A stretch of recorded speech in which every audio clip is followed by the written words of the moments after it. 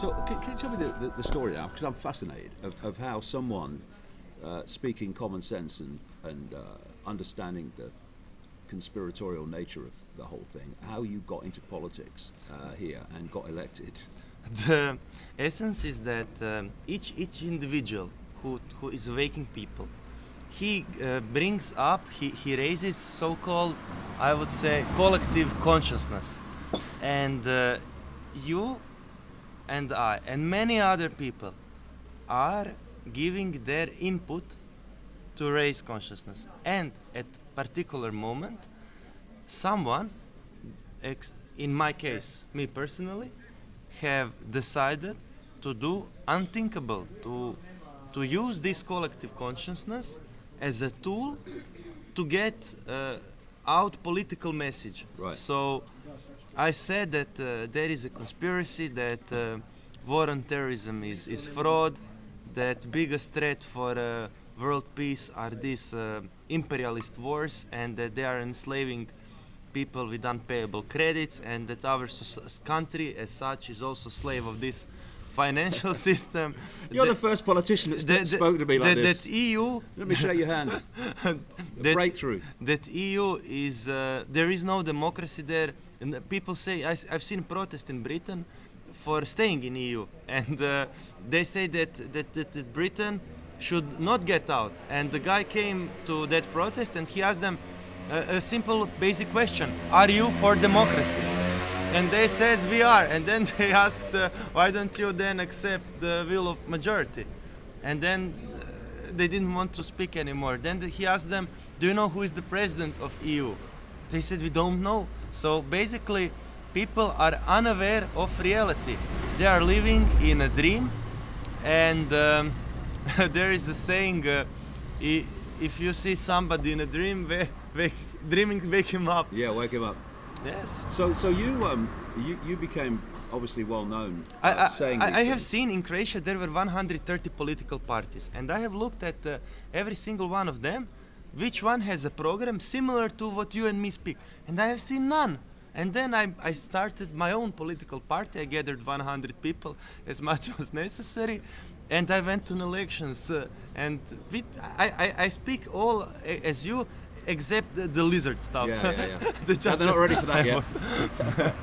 Yeah, the other stuff's good enough though. Yes, it's unbelievable. The fact that we are being ripped off and robbed by private banking cartels, it's a shocking truth. And they are not rich because they work hard.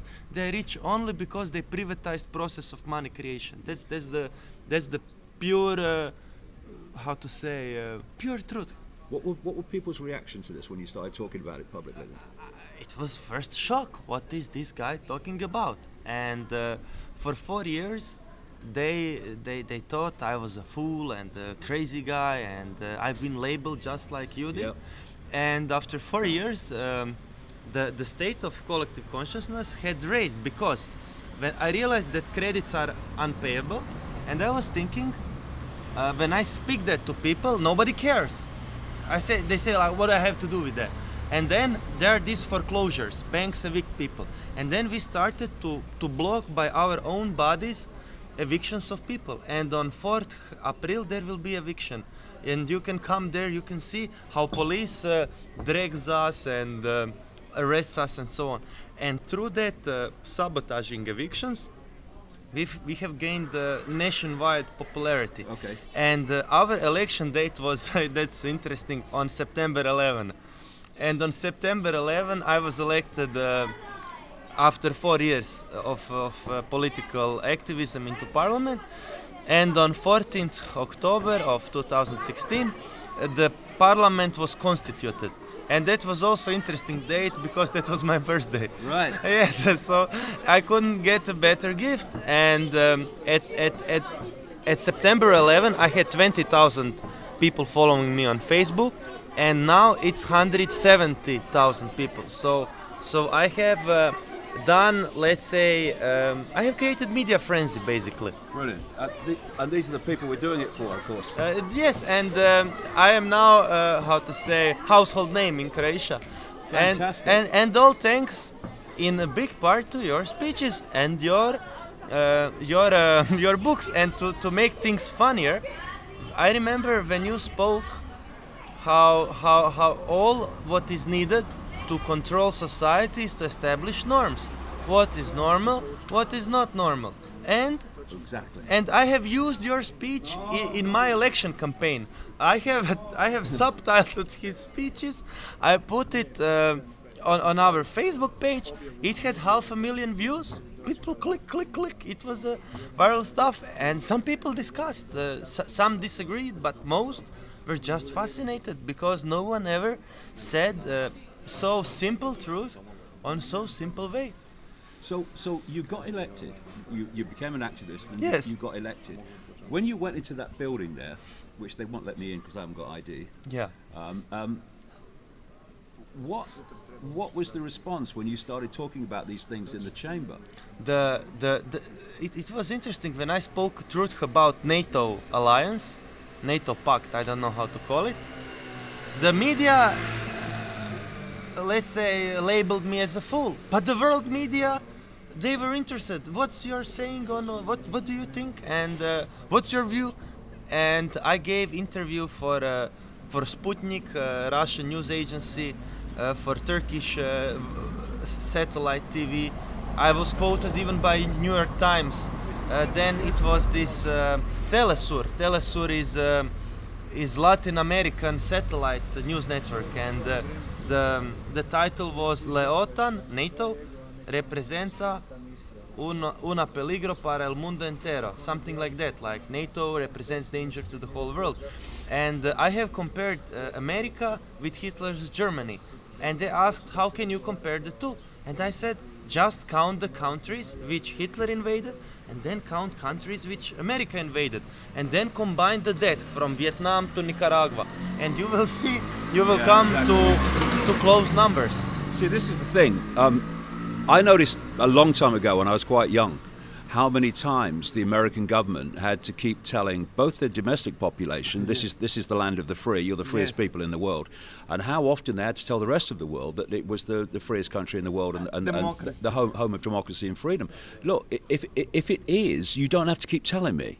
But of course the narrative of that is to Repeat lie as Yeah, long to- as to- people don't believe in it. to stop people actually looking at it without that narrative in their ear all the time and going, well, actually, just as you've explained, let's look at who's been behind the wars since 1776. Yes. I mean, when you've got a situation like in the last 8 years with Obama, where he came in saying, a peace and all that stuff, and wins the Nobel Peace Prize, before he does anything, and then every single day of his 8 years, America was at war with somebody. Yes, the biggest issue is regarding laws in America which are similar to Nazi laws. For example, in every legal system, even in Russia or in China, for you to be killed, there must be some legal proceedings. There must be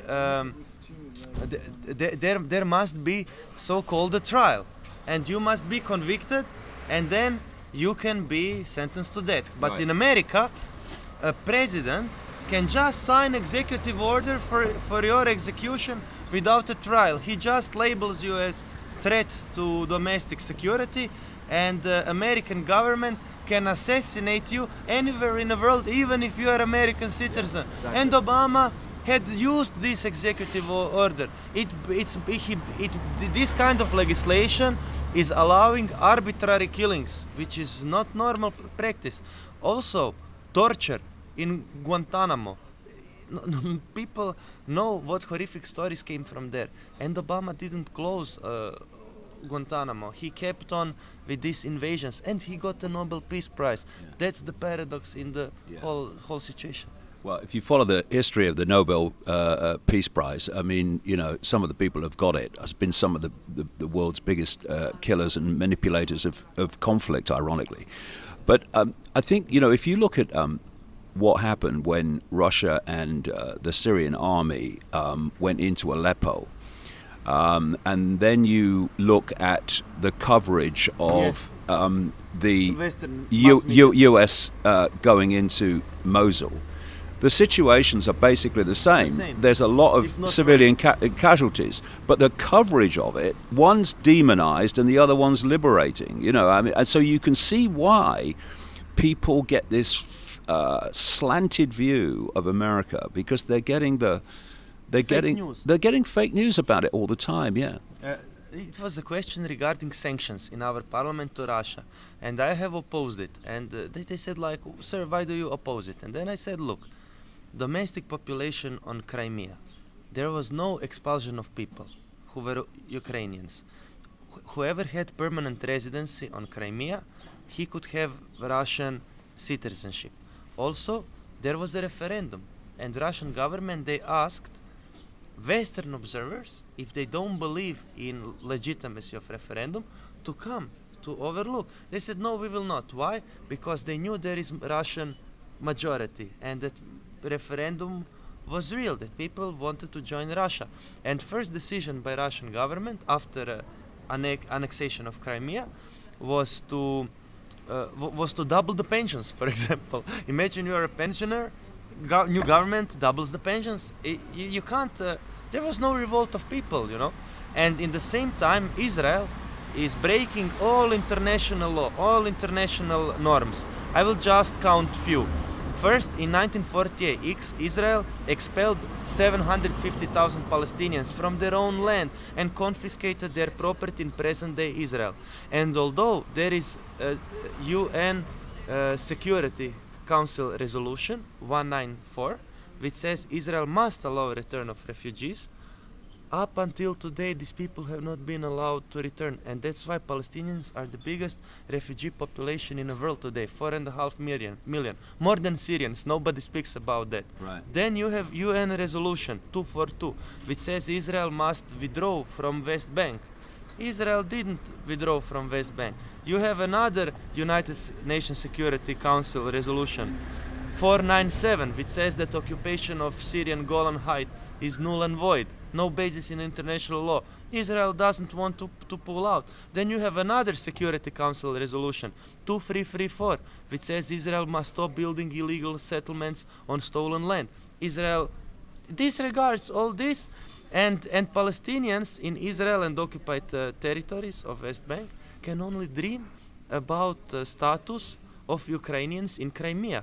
And I asked Spanish ambassador in Croatia, sir, if you are so eager about international law and you think sanctions on Russia should apply, why then you don't think that the sanctions on Israel should apply too? Or if they shouldn't apply on Israel, why apply on Russia? And then he said to me, look, Ivan, he said international politics, it's full of double standards. Yeah. So that was his answer. And I said, but what if there is a politician who rejects double standards?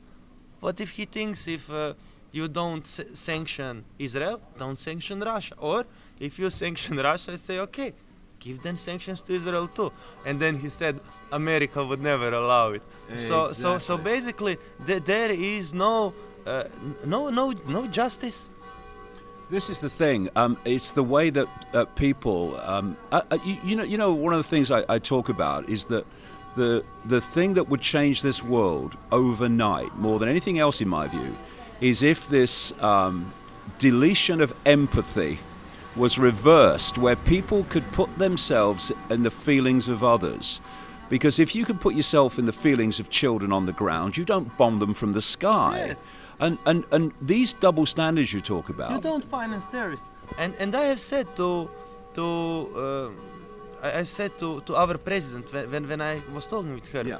Miss Kolinda Grabar-Kitarović, I said to her, why is America funding terrorism? And she has no answer to that. And I asked Finnish ambassador to Croatia. I said, Irish ambassador to Croatia. I asked her, what is the purpose of NATO mission in Afghanistan? They achieved nothing.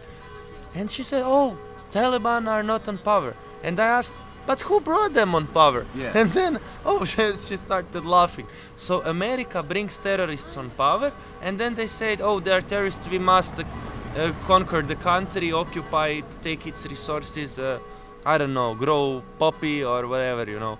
And same in Syria, they support terrorist groups, and then when they bring them on power, then they say, oh, they are terrorists, we must intervene. So basically what America wants is for oil to keep being sold in dollars and to dominate the whole world. And when I spoke with our president, I asked her about nature of NATO pact, because she said that NATO is spreading peace, democracy and stability. Right. And when I heard that, I started laughing, you know. And then she started laughing too, you know. So it's like these people on the top, and she was a NATO secretary before she was our president. So the people on top position, as you said, high echelons of power, they know the truth. But people on the bottom of pyramid, they are duped into believing fake news and lies. And for example, in France, they now make like fake news law. For example, if you publish a fake news, Yeah. like you can get into prison or get fined with a big financial punishment. And then someone asked, what about news media which said that Iraq has weapons of mass destruction? There was a big title, Iraq has weapons of mass destruction. Yeah. They didn't have it. No. Is it a fake news? Of course it is. And And then they say, oh yeah, it is a fake news, but the government is the one who said. Yes, then the government should be trialed for fake news, you know. Yeah. But they don't. No. But if you say something and then they, let's say, prove you are wrong, then say, you must be punished. Yeah. So it's again double standards.